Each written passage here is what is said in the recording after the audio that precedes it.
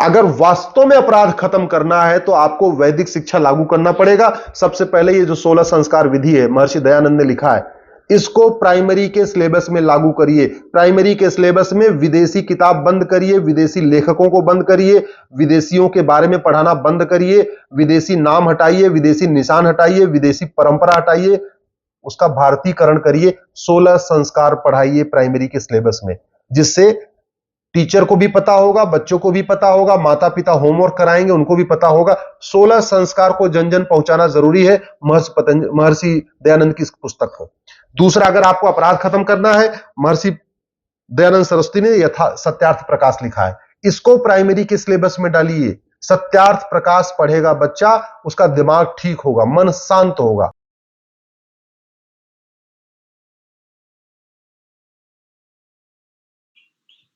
ओम, आप सभी को सादर प्रणाम।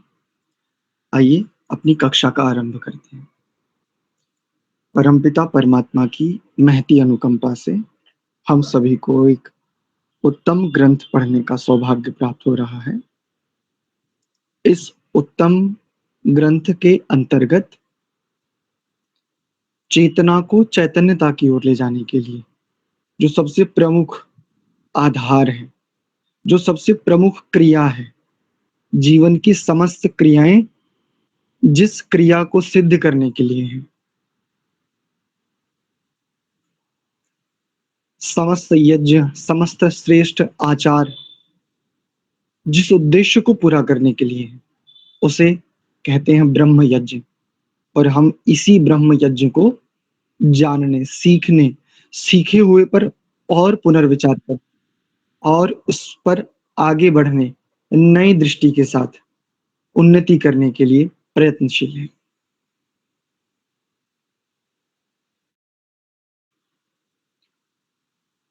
सहज हो जाएं।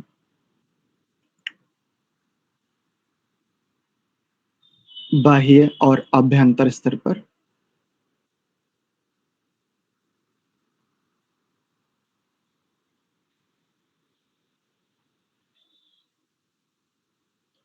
स्वयं को निर्देशित करते हुए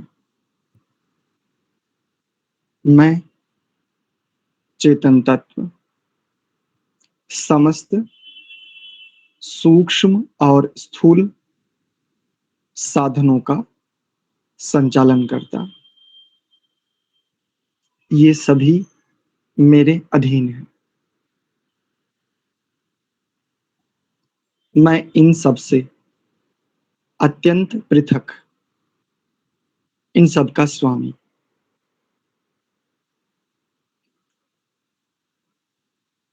शांत, स्थिर, एकाग्र भूमि,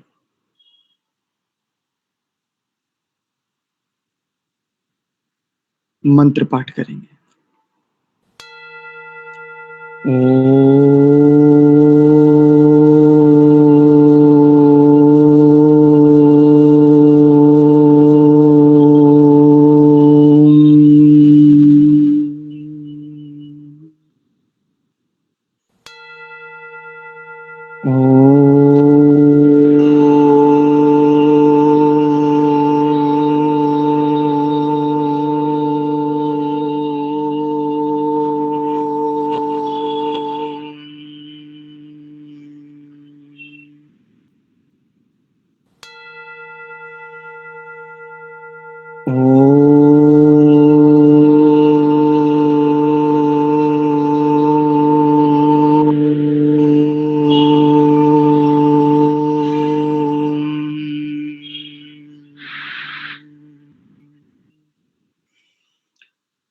ओम सहनाववतु सहनौ भुनक्तु सह वीर्यं करवावहै तेजस्विनावधीतमस्तु मा विद्विषावहै।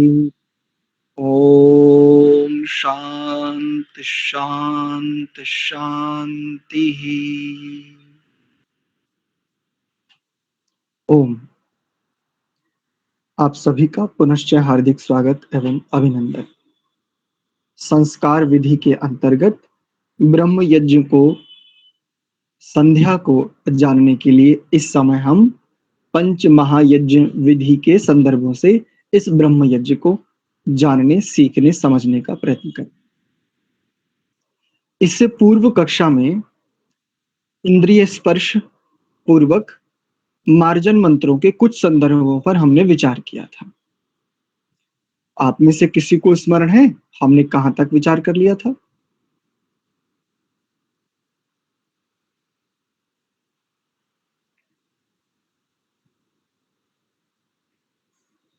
मार्जन मंत्रों में हमने कहां तक विचार किया था, किसी को स्मरण है? ओम खम ब्रह्म गुरुजी पहले 3 बताए थे सिर्फ। कंठ तक हो गया था आचार्य जी। ओम स्वः पुनातु कंठे, यहां तक हमने विचार किया था। ओम परमपिता परमात्मा का निज नाम है। भूः 2 दृष्टियों से हमने विचार किया था, सिंहावलोकन कर रहे हैं मात्र। समस्त जगत का आधार होने से उसको प्राणों का प्राण, समस्त जगत का प्राण भी कह दिया जाता है। भूः इस महाव्याहृति से, भुवः समस्त जगत का अपान कह सकते हैं। समस्त दुखों की निवृत्ति का हेतु अल्पज्य पुरुष के लिए तो साधन चाहिए और साध्य चाहिए। तो दुखों से रहित प्रकृति नहीं है, प्रकृति के माध्यम से प्रकृति रूपी साधन का प्रयोग करते हुए साधक अपने साध्य तक पहुंचता है तो दुखों से निवृत्त हो जाता है। भुवः ये दुख विनाशक से देखा था, और स्वः तो स्वरिति व्यानः ये हमने देखा था, सुख स्वरूप या स्वप्रकाश स्वरूप। स्वरिति व्यानः, व्यान प्राण के आधार पर। तो हमने इसमें 3 प्राणों के आधार पर 3 दृष्टियों से हमने देखने का यत्न किया था। भू अर्थात मूल प्राण, मुख्य प्राण। भुवः तो दुखम अपानयति, अपान प्राण के आधार पर। और स्वरिति व्यानः, व्यान प्राण के आधार पर। अब यहां से आगे के विषय को देखते हैं। ओम महः पुनातु हृदये, प्रत्येक मार्जन रूपी बाह्य क्रिया का अंतर्निहित भाव है, अर्थात बाहर करने वाली क्रिया के आधार पर जो अंतर्निहित भाव है वो भीतरी घटने वाली घटना मुख्य है। बाहर की क्रिया, भीतर की घटना, या यूं कहें भीतर घटने वाली घटना को बाहर की क्रिया मात्र से प्रकाशित किया जा रहा है। जैसे माता के भीतर घटता है कि उस सब कुछ भोग्य पदार्थ, भोजन सामग्री के रूप में दाल, भात, चावल, रोटी का जो भी वो भोजन बनाती है, सब कुछ माता की बुद्धि में बन चुका होता है पहले, बाहर तो क्रिया मात्र घटित होती है। ऐसे देख सकते हैं, यानी बहिर्मुखी और अंतर्मुखी, इस प्रकार। बाकी चीजें स्पष्ट हैं। ओम परमात्मा के लिए संबोधन है, परमात्मा को एक शिशु स्मरण कर रहा है। ओम, हे मेरे प्रभु, हे सर्वरक्षक, पुनातु हृदय, हृदय में पवित्रता प्रदान कीजिए। हृदय को भी 2 दृष्टियों से देखेंगे। एक तो जो मुझ आत्मा के पास ये स्थूल देह है, इसमें एक हृदय निवास करता है, इसको हृदय कहा जाता है। स्थूल देह की दृष्टि से आंतरिक साधन है। स्थूल देह की आंतरिकता ये हुआ एक, इस महा पुनातु हृदय का। और दूसरी दृष्टि क्या है? आत्मा की दृष्टि से, चेतन की दृष्टि से। हृदय अर्थात भीतर, जिसको आभ्यंतर पद से भी कहा जाता है, आभ्यंतर, भीतरी। तो 2 दृष्टियों से ये कथन है। हृदय में पवित्रता प्रदान करे कौन? महान परमात्मा। महर्षि जी ने क्या किया देखिए, महा अर्थात, महर अर्थात लिखा है ना, तो पदच्छेद करेंगे तो महा अर्थात सर्वेभ्यो महान, सबसे अधिक उत्कृष्ट महान, सर्वैहि पूज्यश्च, सभी का पूज्य, सभी के द्वारा पूजित, सर्वैहि तृतीय विभक्ति का बहुवचन है, सभी के द्वारा पूजित, ऐसा कह सकते हैं, या सभी के द्वारा पूजा जाने योग्य, उसे महान कहेंगे।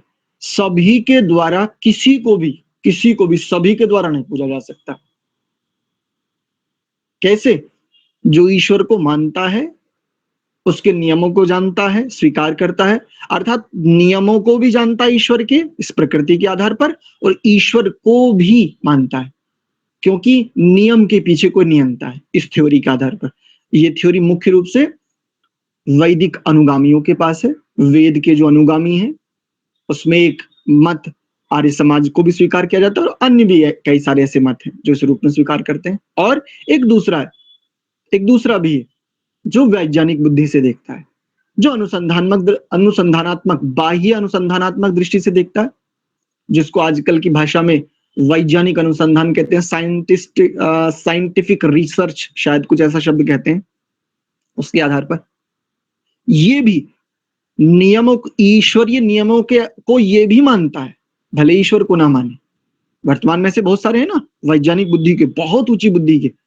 और एक बार आचार्य सत्यजीत जी का एक कथन साझा करता हूं। उन्होंने एक बात कही थी, गंभीर प्रवचन था कोई। उन्होंने कहा था कि शायद ये स्वामी सत्यपति जी की बात है या आचार्य जी की, ये मुझे अभी स्मरण नहीं है, लेकिन उनकी बात महत्वपूर्ण। उन्होंने कहा था जिन वैज्ञानिकों को, साधकों के लिए उपदेश था उस समय ये, कि जिन वैज्ञानिकों को तुम बड़ी हे दृष्टि से देखते हो ना, बड़ी हे बुद्धि रखते हो उनके प्रति, उनके सामर्थ्य को जानते हो?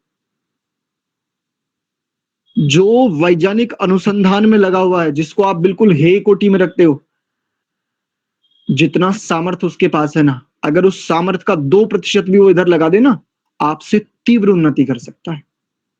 ये शब्द थे। हाँ, आचार्य सत्यजीत जी ने कहा था योग दर्शन पढ़ाते हुए। अच्छा, ठीक है। तो दीक्षा जी बता रहे हैं कि आचार्य सत्यजीत जी ने योग दर्शन पढ़ाते हुए कहा था। इसलिए तो एक वैज्ञानिक भी जो ईश्वर को नहीं मानता, वो भी सर्वैः ही पूज्यश्च। देखो, सर्वैः ही पद केवल उनके लिए नहीं जो ईश्वर को जानता है, ईश्वर को मानता है और ईश्वर की ठीक ठीक विधि से उपासना करता है। इसको कहा जाता है आस्तिक। इसको आस्तिक कहा जाता है। इसलिए महर्षि मनु क्या कहते हैं? नास्तिको वेद निंदकः। वेद अर्थात ज्ञान, अर्थात नियम। वेद का मतलब संहिताओं में जो मंत्र दिए हुए हैं, वो 20,000 कुछ जो मंत्र हैं, वेद केवल उनका नाम नहीं है।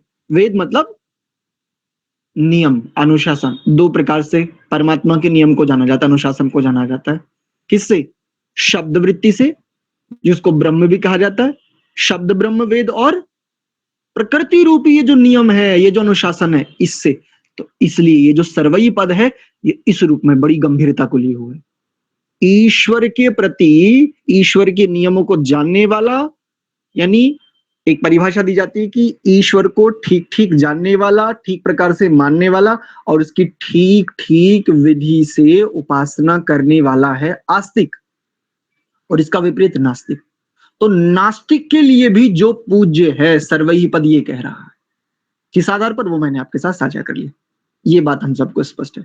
अब इसमें एक पद आया महान।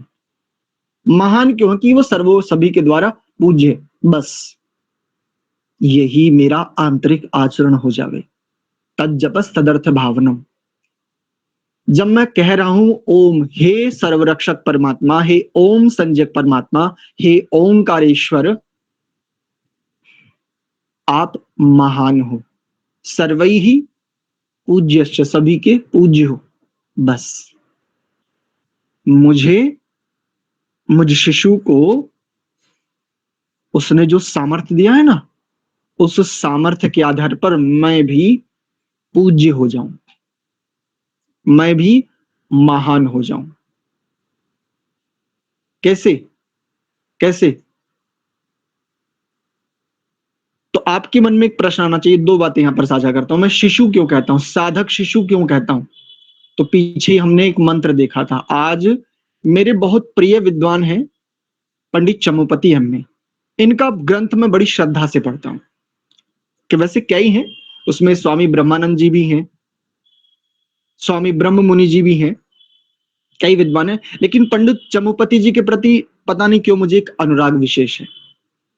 वो चूंकि सूत्र वृत्ति से बात करते हैं, वो व्यास वृत्ति पर बात नहीं करते, सूत्रात्मक उनके आख्यान होते हैं। तो आज उनको पढ़े थे, तो वहां से एक बात साझा करता हूं। वहां पढ़ते पढ़ते समझ में आया, संध्या रहस्य नाम का एक पुस्तक है उनका, उसका अध्ययन कर रहा था आज दिन में। तो उन्होंने कहा कि शिशु की भांति साधक परमेश्वर के पास जाए। तो कई दिन से मैं ये कह रहा हूं, ये मेरा भीतरी स्पंदन है, मैं सत्य कहता हूं। इससे पहले मैंने नहीं पढ़ा है ये संदर्भ जो मैंने आज पढ़ा। तो वहां पर पंडित जी यानी चमुपति जी वहां पर संदर्भित करते हुए, इस बात को रेखांकित करते हुए कहते हैं, एक मंत्र रेखांकित करते हैं, उद्धृत करते हैं। स नः पितेव सूनवेग्ने सुपायनो भव सचस्वा नः स्वस्तये। स नः पितेव, पिता की भांति। तो पिता के समक्ष कौन जाता है? यदि कोई संतान देह आदि स्थितियों में बढ़ भी जावे तो पिता के समक्ष कैसे जाता है? शिशु बन करके, अर्थात पुत्र भाव में जाता है। इसलिए एक बात। दूसरी बात, ये एक संदर्भ हुआ कि मैं महान कैसे हो जाऊं, मेरी महानता के घटित होने के मूल घटक क्या है, मूल कारण क्या है।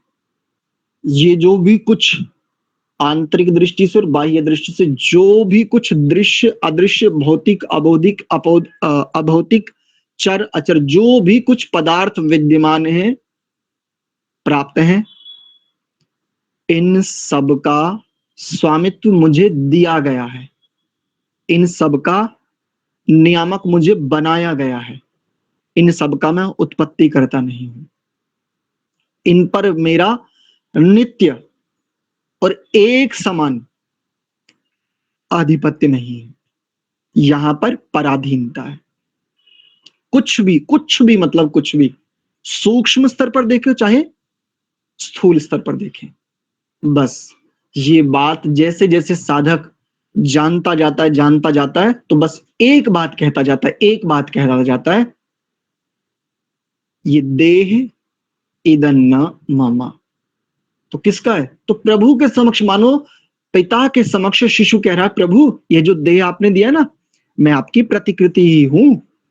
पुत्र पिता की प्रतिकृति ही होता है, लेकिन तब भी क्या कह रहा है? इदं न मम, आपका ही है, आपका ही है, बुद्धि आपकी ही है, सब कुछ संसार में जो कुछ संपदाएं जिनको ऐश्वर्य आदि कह दिया जाता है, ये सब कुछ मेरे लिए है, मेरा नहीं है। मुझ तक भी पहुंचाया गया है, या मैंने भी परिश्रम से इस तक पहुंच बनाई है, बस पहुंच बनाई है। क्रिएटर नहीं हूं मैं, इसका उत्पत्ति करता नहीं हूं। इस स्पंदन में साधक जितना जितना चित्त के स्तर पर समाहित तो होता जाता है, महा होता जाता है, उतना ही महान होता जाता है, उतना ही महान होता जाता है। दूसरी दृष्टि से देखें तो, इसको दूसरी दृष्टि से समझे तो, असंगो अयम पुरुष इति, जितना अपने आप को असंग देखता जाता है, ये महा उसके भीतर घटित होता जाता है, या वो चेतन वो आत्मा महा होता जाता है। असंग हुआ नहीं कि महान हुआ नहीं।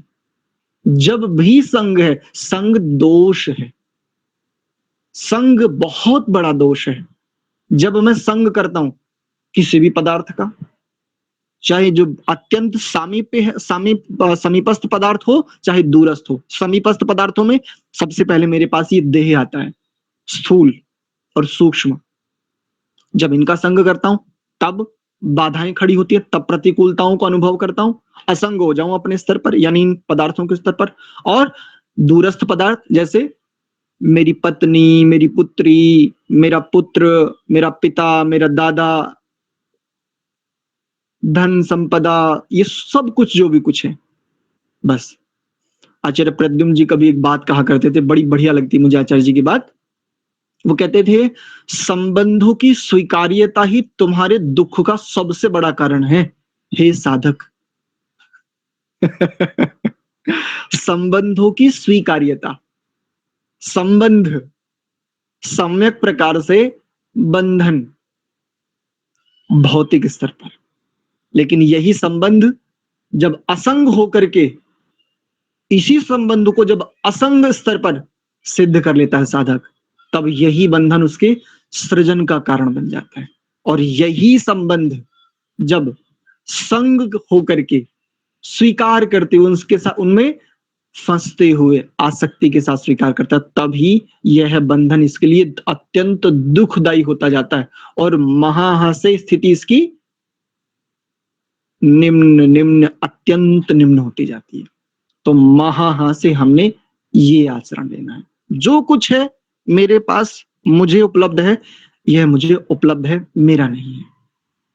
मैं इसका उपभोग कर सकता हूं, मैं इसको दूसरों तक सहयोग के रूप में दे सकता हूं, दान के रूप में दे सकता हूं। केवलाघो भवति केवलादि, अकेला खाने वाला पापी है, अकेला भोगने वाला, अकेला जो उपभोक्ता है वो पापी है, बांट करके खाने वाला देव है, अपने परिवार तक पालन पोषण करने वाला मनुष्य है। लेकिन दूसरों के परहित में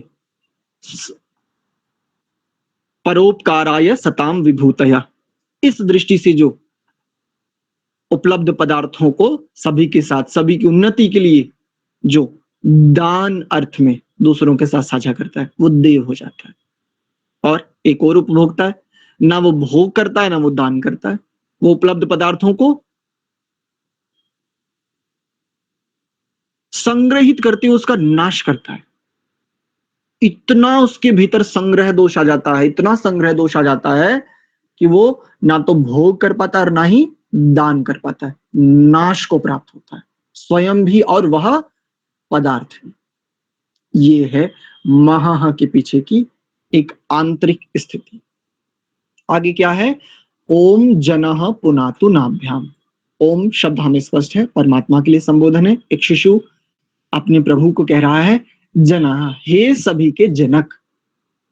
सभी के जनक कैसे? मेरा जनक कैसे हो सकता है? अर्थात मुझ आत्मा का जनक कैसे हुआ? जबकि मेरे लिए तो कहा जाता है कि मैं जन्मता नहीं, मैं तो अमर्त्य हूं, मैं तो अजन्मा हूं, तो फिर मेरा जनक कैसे हुआ? ये एक तर्क आता, ये एक प्रश्न आता। और प्रकृति का भी जनक नहीं, प्रकृति भी पहले से विद्यमान है, तो उसको जनक किस रूप में स्वीकार किया जा रहा है? उसको जनः किस लिए कहा जा रहा है? ये दो प्रश्न यहां पर उपस्थित होते हैं। परमात्मा को जनक किस रूप में स्वीकार किया जाए? प्रकृति भी पहले से विद्यमान है, ना प्रकृति का वो जनक है। जनक मतलब उत्पादक, तो प्रकृति को उसने नहीं बनाया यहां पर। और मुझ चेतन अर्थात मुझ अल्पज्य पुरुष को भी उसने नहीं बनाया, दर्शन की भाषा में देखें तो जब जिसको बनाया नहीं है, अब व्यवस्थाओं यानी व्यवस्थाओं से व्यवस्थाएं बनाने वाला, इस आधार पर उसको जनक कहा जा रहा है। क्यों? प्रश्न तो ठीक है ना? ये जो प्रश्न आपके साथ साझा किया जा रहा है, ये प्रश्न ठीक है या स्वस्थ है प्रश्न? ये ठीक है आचार्य जी। इसको समझ लेते हैं। निस्संदेह मैं अजन्मा हूं, निस्संदेह मैं चेतन तत्व अमर्त्य हूं, मृत्युवादी, मृत्यु और जन्म इन दोनों से परे हूं। इसी बात की पुष्टि में हमने अभी अभी एक छोटी सी उक्ति देखी ना, असंगो अयम पुरुष इति। निश्चित रूप से असंग ही है, किंतु किंतु एक बात और देखिए ना, गंभीरता से तनिक भीतर प्रवेश कीजिए ना। असंग है, लेकिन असंग है इसका बोध किससे होगा?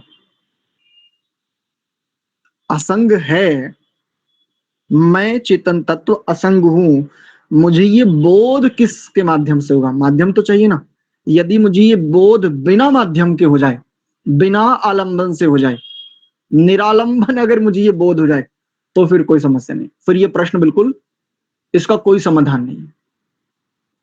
लेकिन हम सब जानते हैं मैं, ये जो मैं, ये जो मत्व है ना, ये जो अहम, ये जो मत्व बोध है, इसके पीछे भी आलंबन है।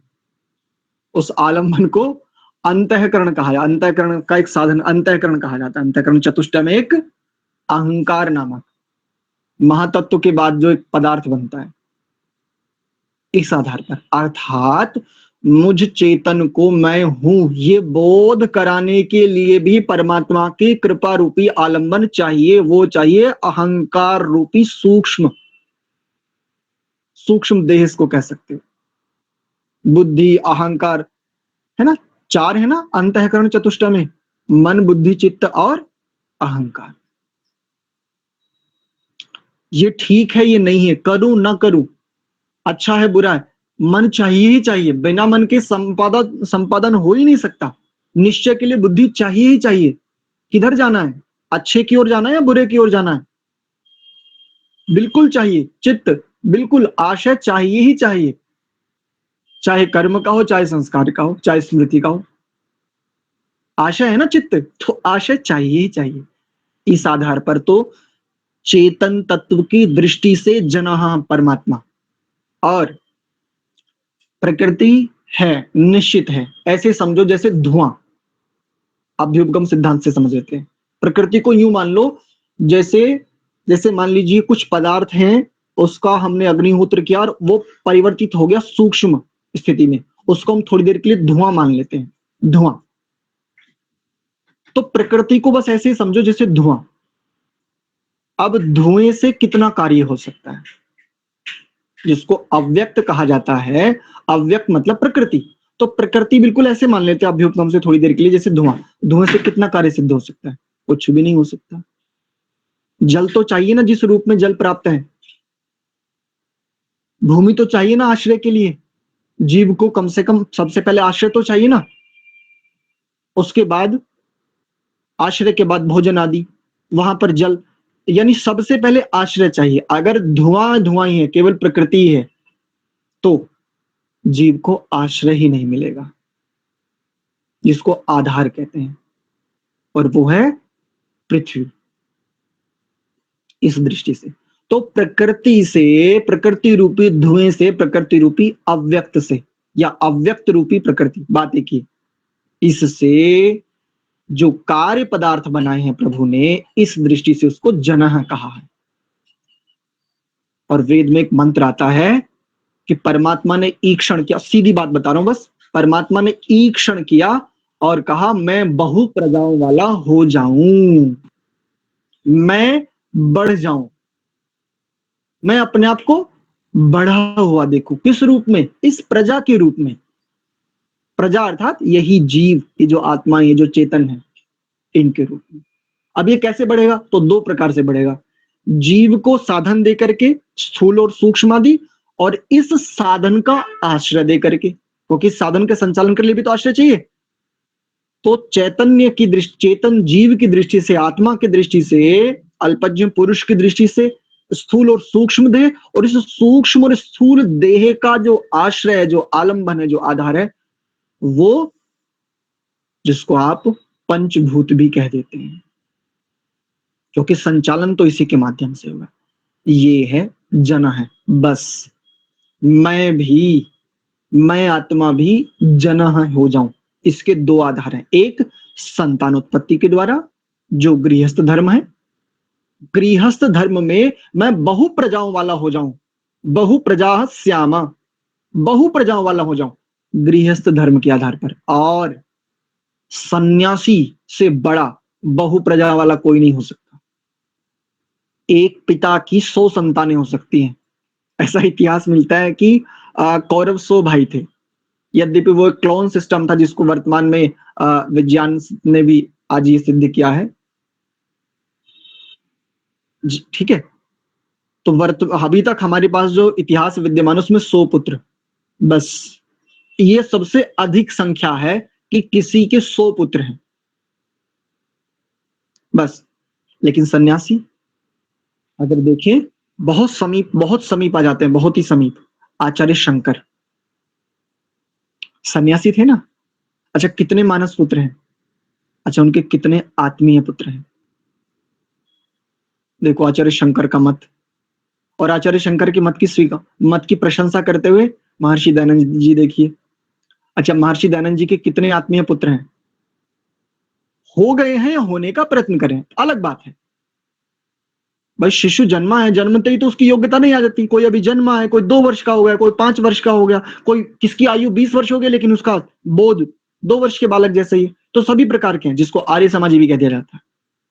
ये सब शिशु हैं इस आधार पर। तो सन्यासी सबसे अधिक प्रजा वाला हो सकता है। तो दो दृष्टि से मैं जनः हो जाऊं, अगर मैं साधक हूं तो। एक और दृष्टि देख लेते हैं, इसको भी साझा करते हुए चलते हैं। यदि मैं गृहस्थी हूं और मेरी संतानें 2 हैं, 4 हैं या 10 हैं, ऋग्वेद कहता है कि 10 संतानें 10 श्रेष्ठ पुत्रों को जन्म देने वाली हो, ऐसा नारी के लिए कहा है, स्त्री के लिए कहा है कि तू 10 श्रेष्ठ पुत्रों को जन्म देने वाली हो। और पुत्र शब्द अपने आप में पारिभाषिक शब्द है। पुत्र सामान्य नहीं कि कुछ भी जो एक्सीडेंटल हो जाता है वो पुत्र नहीं होता। पुत्र कहते पुत्रात् त्रायते इति पुत्रः, जो तारण कर दे, जो तार दे, दुखों से बचा ले जाए, भव सागर से पार कर दे, इस रूप में पुत्र कहा जाता है। पुत्र ये एक ये है। अब मान लीजिए किसी आचार्य के, किसी विद्वान के या किसी गृहस्थी के जो सदगृहस्थ हैं उसके 10 पुत्र हैं। अपनी सामर्थ्य के अनुसार उन्होंने अपने पुत्रों को वास्तव में सुपुत्र बनाए, संस्कारी, सुसभ्य। लेकिन अब उनकी योग्यता बढ़ती जाती है, अनुभव बढ़ता जाता है, परमात्मा कृपा से उनके भीतर योग्यता बढ़ती जाती है, जिसको वेद विद्या कह लीजिए, आत्मपथ कह लीजिए, परमात्मा अनुशासन कह लीजिए। अब ये चाहते कि नहीं हो हम और बढ़े, हम व्यापक हो जाएं, हम बहु प्रजा वाले हो जाएं, तो क्या करें?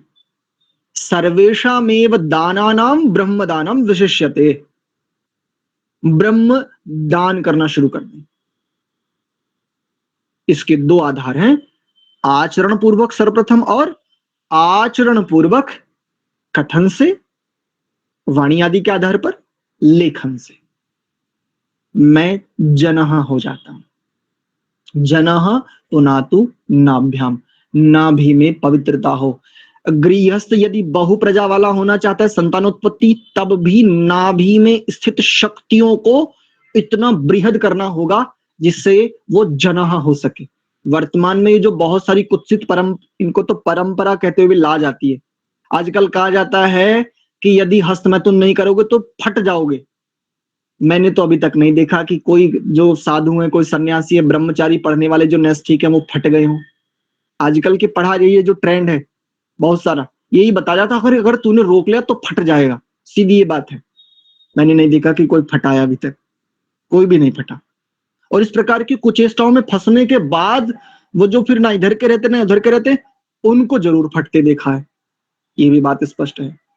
तो नाभि में स्थित शक्तियों के आधार पर गृहस्थ होकर के संतानोत्पत्ति करना चाहता है, इसके लिए भी नाभि में स्थित शक्तियों का संचय अच्छे प्रकार से होना चाहिए। और जो विरक्त मार्ग में, श्रेय मार्ग का पथिक होकर के बहु प्रजा वाला होना चाहता है, विद्वान के रूप में, आचार्य के रूप में, सन्यासी के रूप में, ब्रह्म विद्या के उपदेष्टा के रूप में, तत्ववेत्ता के रूप में, इसके लिए भी नाभि में स्थित शक्तियों का अच्छे प्रकार से संचय, संपादन और वशित्व अत्यंत आवश्यक है। नाभि में स्थित जो प्राण है, जिसको आप जठराग्नि कहते, तो जहां से जठराग्नि ऊपर को बढ़ती है, ये आज ही शुद्ध कर लीजिए। आज ही हम भटकते फिर रहे, मुझ सहित मैं स्वयं को भी कह रहा हूं, नाभि में स्थित प्राण की स्थिति शुद्ध हो जाए, बहुत उत्तम स्थिति प्राप्त हो जाएगी तत्क्षण। ये है जनः पुनातु नाभ्याम। नाभि की पवित्रता सामान्य पवित्रता नहीं है, ना केवल ये गृहस्थियों के लिए है। और एक बात कह देता हूं, भोग के लिए भी, जो संतान उत्पत्ति भी नहीं करना चाहता है, जो वैरागी भी नहीं होना चाहता, विरक्त मार्ग का पथिक नहीं, जो केवल भोग की दृष्टि से भी है, उसको भी नाभिस्थ शक्तियों का ठीक प्रकार से संचय करना ही होगा। अन्यथा पक्की बात है, भोग होगा तो खर्च होगा, और जितना खर्च होगा उतनी बातें, उतनी व्याधियां से घेरेंगी, निश्चित बात है। बिल्कुल ठीक है। दीक्षा जी।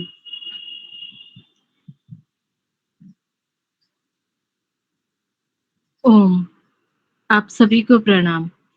अभी नाभि का विषय आया और जो राजन जी बता रहे थे तो मुझे वो विषय ध्यान आ गया, जो कि आयुर्वेद और प्राकृतिक चिकित्सा का। यदि आप ठीक है तो इसमें थोड़ी सी स्पष्टता करना चाहूंगी कि आयुर्वेद और प्राकृतिक चिकित्सा में नाभि का महत्व और नाभि का स्थान आदि देखिए कौन है एडमिट, तो उसको समझ लेंगे कि नाभि कहाँ अवस्थित है और क्या क्या कार्यों में सहयोग रहता है, या ये कहे कि कौन कौन से कार्यों का ठीक ठीक चल पाना या ना ठीक ठीक चल पाना नाभि के ऊपर डिपेंड करता है।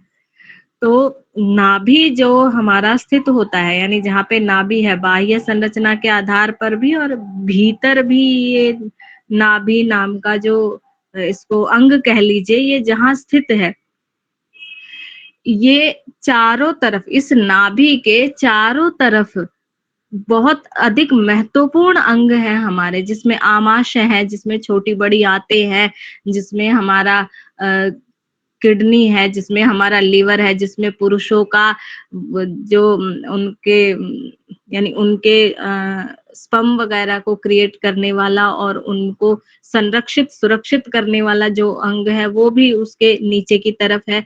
और स्त्रियों का जो यूट्रस होता है, जहाँ पे गर्भ बनता है, स्टोर होता है, वो भी। तो ये सारे के सारे जो अति महत्वपूर्ण अंग है, ये सब के सब आप देखोगे डॉक्टर लोगों को, या आप मतलब उसमें देखिए डायग्राम जैसा होता है, आप उसमें देखोगे तो आप पाओगे कि ये सारे के सारे एक गोल दायरे जैसे में आएंगे, और ये एक ध्रुव के बीच में है, एक केंद्र के बीच में है, और नाभि इन सभी अंगों का केंद्र है। जैसे कोई एक पिलर होता है जो बिल्कुल बीच में पिलर है और वो सभी को आश्रय प्रदान करता है, ठीक इसी तरह नाभि जो है वो केंद्र है, और केंद्र होने के साथ साथ वो इन सभी अंगों को बल देने का, धारण करने का, या इनकी व्यवस्थाओं को सुचारू रूप से चलवाने का कार्य ये नाभि करता है। तो नाभि के अंदर जो छोटी छोटी नस नाड़ियां जो पहुंचती है, वो इन सभी अंगों से जुड़ करके इन सभी अंगों का समावेश नाभि में करने वाली होती है। इसी के आधार पर जब विभिन्न प्रकार के रोगों में और सामान्य रूप से पेट में यदि दर्द है, तो सभी लोग करते हैं, आप सबने बहुत बार देखा होगा कि नाभि में तेल डालने की विधि की जाती है। नाभि में तेल डालते हैं, सरसों का या बादाम का या अलग अलग प्रकार से, और उससे अलग अलग रोग शांत हो जाते हैं। उदाहरण के लिए होंठ फटने की प्रक्रिया में तो ये बहुत प्रयोग होता है, लगभग लगभग सभी इसको करते हैं कि होंठ फट रहे हैं तो नाभि में तेल लगा लो। तो ये होता क्या है कि नाभि एक ऐसा केंद्र है जो इस जीवन को अर्थात इम्यूनिटी को या सुरक्षा को या उपचार विधि को सब जगह सर्कुलेट करने की सामर्थ्य रखता है। और ओम जनः पुनातु नाभ्याम, जनः पुनातु नाभ्याम, जनन प्रक्रिया को, जनन इंद्रिय को पवित्र करे कौन? मैं नाभि, मेरी नाभि उसको पवित्र करे, ऐसी सामर्थ्य आप दीजिए। तो यदि ये नाभि अपने स्थान पर नहीं है और अपना कार्य ठीक से नहीं कर रही है, तो पुरुष हो या स्त्री हो, उसको गर्भाधान से संबंधित या उसको माता पिता बनने से संबंधित समस्याएं आनी ही आनी है, क्योंकि जो नाभि है उसका सबसे अधिक प्रभाव हमारे जनन इंद्रिय पर पड़ता है। वहां के यानी पुरुषों में स्पर्म की स्थिति कैसी है, महिलाओं में प्रसव की स्थिति कैसी है, या उनके गर्भाधान की स्थिति कैसी है, वो सब चीजें हमारे नाभि के स्वास्थ्य पे डिपेंड करती है। तो जब हम ईश्वर से प्रार्थना करते हैं ओम जनः पुनातु नाभ्याम, के सर्वव्यापक तो वो है ही, हमारे शरीर के हर छोटे से छोटे तंतु में वो व्याप्त है, सबको पवित्र कर रहा है, सबको शुद्ध कर रहा है, सबको शक्ति सामर्थ्य दे रहा है।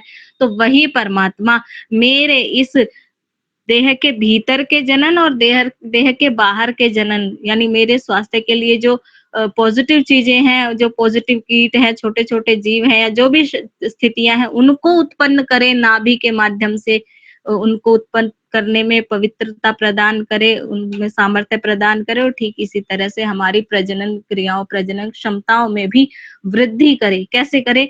मेरे नाभि प्रदेश को पवित्र करके, वहां के रोगों को, वहां की समस्याओं का समाधान करके। जी। सर्वेषाम जनकत्वात् जनः परमेश्वरः, सभी का जनक, सभी जनकों का जनक होने से, तो जनकों का भी जनक होने से परमेश्वर को जनः कहा जाता है। आगे देख लीजिए, ओम तपः पुनातु पादयोः, वही परमात्मा के लिए ओम शब्द हम सबको स्पष्ट है, सभी साधकों को, संध्या करने वालों को। पुनातु पवित्रता प्रदान कीजिए पादयोः दोनों पैरों में, ये बात बिल्कुल ठीक है। तपह शब्द का अर्थ भी हमें पता है। तपह मतलब, तो तपह शब्द को यहां पर देखिए क्या कैसे खोलते हैं। दुष्टानां संतापकारकत्वात् स्वयं ज्ञान स्वरूपत्वात् यस्य ज्ञानमयं तपः। ये देखिए पूरा, दुष्टानां संताप कारकत्वात्, दुष्टों को संताप के द्वारा, दुष्टों को दंड दे करके जो रुलाता है तप से, वैसा ही मैं भी तपस्वी हो जाऊं। स्वयं ज्ञान स्वरूपत्वात्, स्व का बोध और स्वबोध, बहुत छोटी सी बात है, फिर से दोहरा रहा हूं। स्व का बोध यहां पर माध्यम चाहिए, और स्वबोध यहां माध्यम रहित, यानी निरालंबन और सालंबन।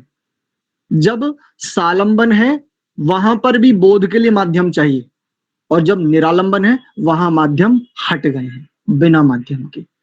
तो जब मैं भी चेतन तत्व निरालंबन बोध स्वरूप हो जाता हूं, बिना आलंबन के, बिना माध्यम के, जब मैं बोध स्थिति में अवस्थित हो जाता हूं, तब मैं भी तपह हो जाता हूं।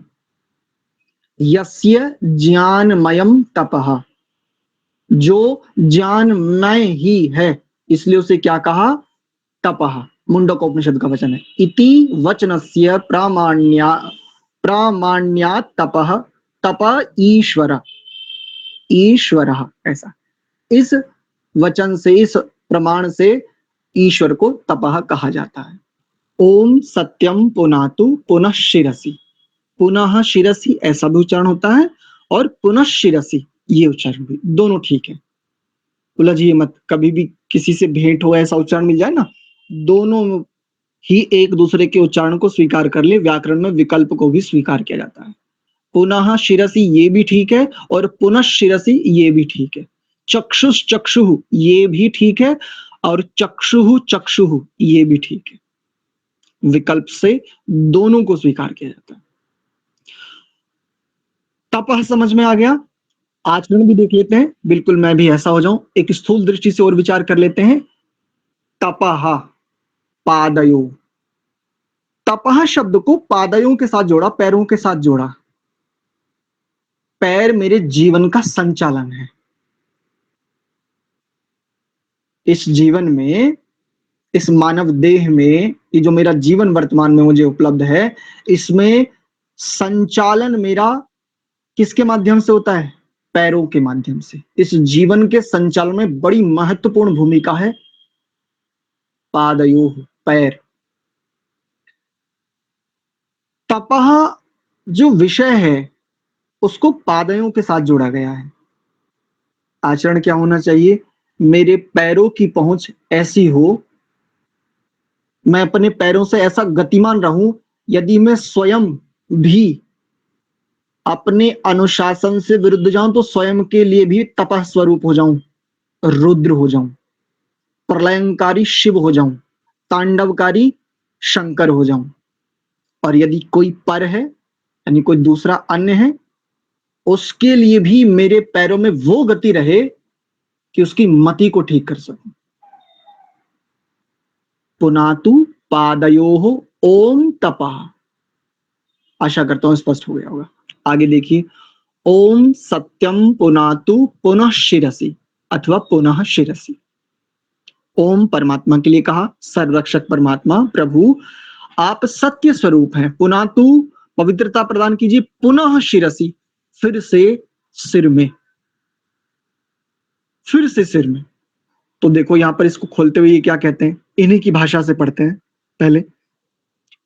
यत अविनाशी यस्य कदाचित विनाशो न भवेत् तत्सत्यम।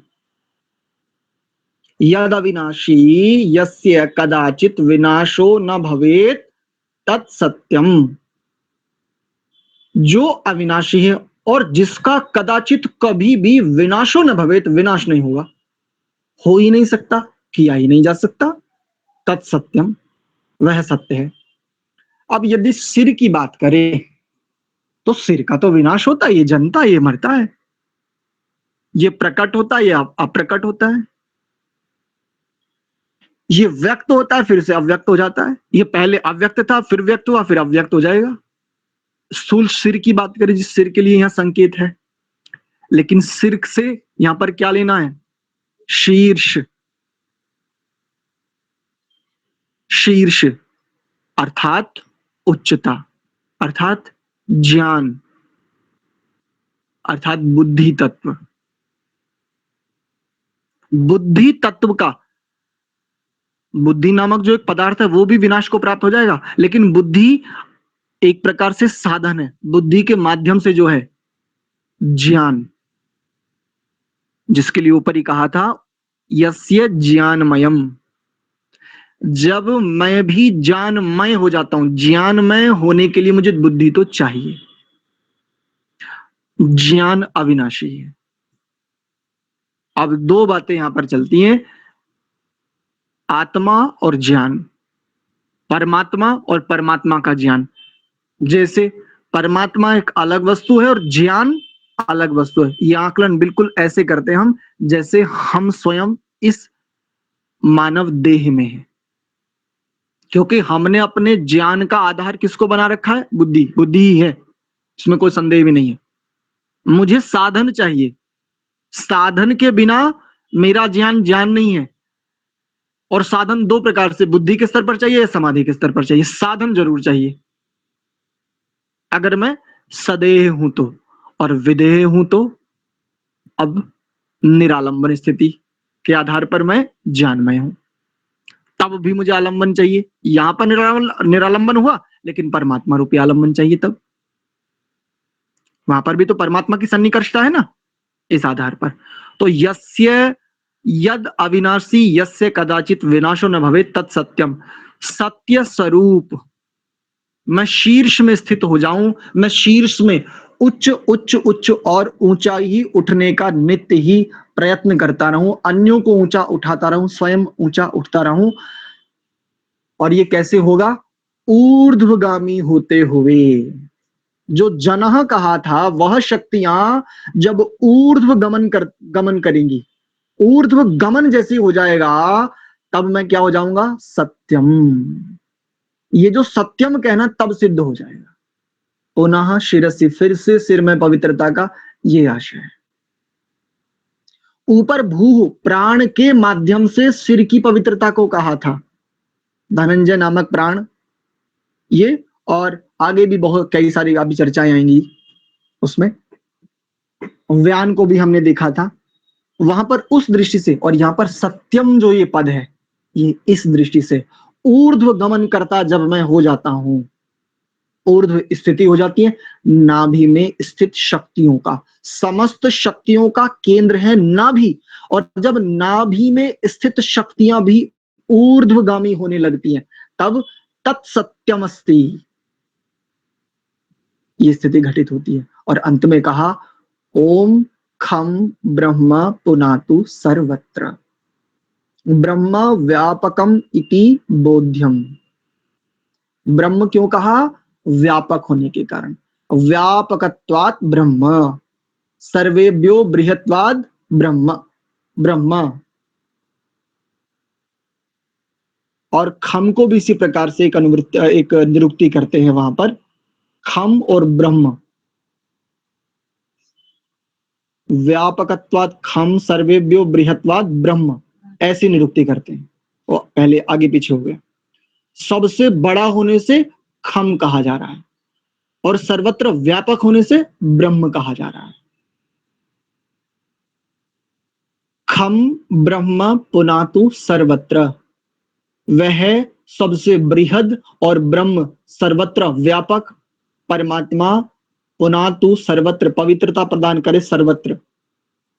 मैं भी, मेरे लिए भी यहां पर यही आचरण है, मैं शिशु भी अपने प्रभु की सन्निधि से बिल्कुल ऐसा ही हो जाऊं। सर्वत्र पवित्रम इह विद्यते। और ये कब हो पाएगा? ये कब हो पाएगा? तो देखो, पूरे मार्जन प्रकरण को बताने के लिए एक ही मंत्र उद्धृत करता हूं, केवल एक ही मंत्र, मेरा बड़ा प्रिय है। वेदाहमेतम् पुरुषं महान्तम्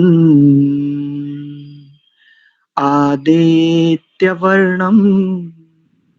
तमसः परस्तात् तमेव विदित्वा मृत्युमेति नान्यः पन्था विद्यते यनाय। नान्यः पन्था विद्यते यनाय। साधक होने के लिए बस मुझे ये चाहिए, इतनी सारी चीजें पकड़ लूं या बस एक पकड़ लूं? वेद अहम एतम पुरुषम महंतम आदित्य वर्णम तमसः परस्तात्। इससे सरल, इससे सुंदर चित्रण, इससे स्पष्ट क्या चाहिए? और न अन्यः पंथा विद्यते अयनाय। न अन्यः पंथा। अरे जाना तो सबको एक ही ओर है, रास्ते अलग अलग हो सकते हैं लेकिन मंजिल एक ही है। ये कहने वालों, ये कैमरे भीतर की ओर घुमाओ तनिक, और भीतर की ओर घुमा करके अंतर्दृष्टि से देखने का प्रयास करो। और अंतर्दृष्टि अगर फूट गई हो ना, तो बाहर की दृष्टि से देखो। न अन्य पंथा। सर्वज्ञ के अनुशासन को उसकी भर्त्सना करते, उसकी अवहेलना करते, और तुम्हें लगता है तुम उन्नति कर पाओगे? तुम्हें लगता है अभी भी तुम इस भ्रम में हो? एक तो चोरी, ऊपर से सीना चोरी, एक तो उल्लंघन, और उसके बाद भी अकड़। रास्ते अलग अलग हो सकते, मंजिल तो एक ही है। ये प्रमाण है उनके लिए। न अन्य पंथा विद्यते अयनाय। बिल्कुल स्पष्ट है। ठीक है, आज के विषय को मेरी ओर से इतना ही रखते हैं। चलिए उसी की शरण में चलते हैं जिसको अभी अभी हम अनुभूति में ला रहे थे। वेद अहम एतम। वेद जानता हूं, अहम मैं, एतम पुरुषम इस पुरुष को, कैसा है? महानतम, जो अत्यंत महान है। आदित्य वर्णम, ज्ञानमय है। ज्ञानमयो ही सह, सर्व ज्ञानमयो ही सह। आदित्य वर्णम तमसः परस्तात्, अज्ञान अविद्या आदि से अत्यंत रहित, अत्यंत पृथक है। विशुद्ध ज्ञान स्वरूप है, नित्य शुद्ध बुद्ध मुक्त स्वभाव युक्त। ऐसा मेरा पिता, मैं शिशु उसको प्रणाम कर रहा हूं इस अनुभूति के साथ, इस विनम्रता, इस नमन के साथ, इस सुवृत्ति के साथ। आइए उसको पुकारें शिशु की भांति। स नः पितेव सूनवेग्ने, वही ज्ञानमय परमात्मा अग्नि पितेव पिता की भांति मुझे सुन रहा है। सीधे बैठ करके लंबा गहरा श्वास भरते हुए, आंखों को कोमलता से बंद करते हुए, बिल्कुल नन्हे शिशु की भांति निश्चल पवित्र प्रेम युक्त शुद्ध श्रद्धा भाव युक्त दृष्टि के साथ लंबा गहरा श्वास, प्रणव का उच्चारण।